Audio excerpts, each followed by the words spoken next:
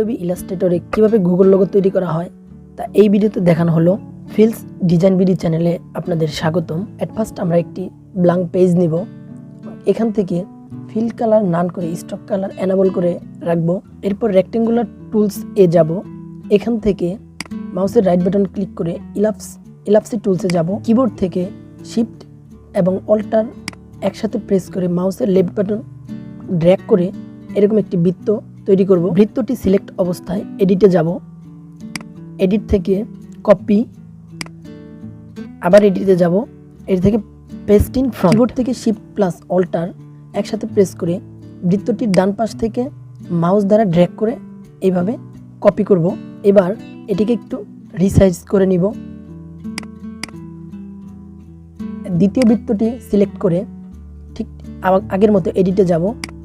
Edit থেকে copy, আবার edit থেকে পেস্ট ইন ফ্রন্ট। এরপর কিবোর্ড থেকে শিফট এবং অল্টার একসাথে প্রেস করে ঠিক আগের মতো বৃত্তটির ডান পাশ থেকে মাউস দ্বারা ড্র্যাগ করে এরকম আরেকটি কপি করে নিতে হবে। এবার লাইন টুল সেগমেন্ট ব্যবহার করব। এই যে এখান থেকে লাইন টুল সেগমেন্ট টুলস থেকে লাইন টুলটি নিব। নেওয়ার পর এখানে ঠিক সেন্টারে মাউস দ্বারা ক্লিক করব না, জাস্ট উপর দিয়ে মাউস নিয়ে যাব এবং এইখানে গিয়ে শিফট ধরে মাউসের লেফট বাটন ক্লিক করে টানলে এরকম সোজা দাগ হবে। এরপর রোটেট টুলটি ব্যবহার করা হবে। এই রোটেট টুলসটি আমরা নিব। এবার সেন্টারে মাউসটি রাখবো।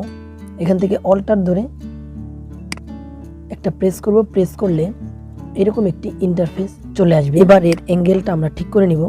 এখানে আমরা লিখব 360/3। জাস্ট কপি করব।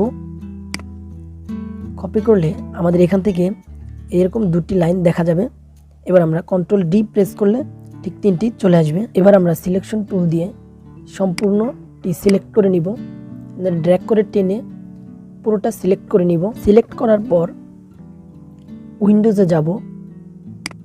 উইন্ডোজ থেকে নিচে আমরা স্ক্রল করে দেখব পাথফাইন্ডার প্রেস করার পর এরকম একটি ইন্টারফেস শো করবে। এখান থেকে আমরা ডিভাইডে প্রেস করব। দেন মাউসের রাইট বাটন ক্লিক করব। এখান থেকে আনগ্রুপ করে নিব। এবার আনগ্রুপ করার পর প্রত্যেকটাকে আমরা আলাদা আলাদা করে কালার দিতে পারবো। যেমন এই প্রথমটা সিলেক্ট করলাম, এখান থেকে স্টক কালারটাকে লাল করে দিলাম, কালার পরিবর্তন হয়ে গেল। ঠিক সেমভাবে এইটাকেও সিলেক্ট করে কালার দিব। এইভাবে প্রত্যেকটাকে কালার দিয়ে জাস্ট এটা গুগলের মতো তৈরি করে নিব।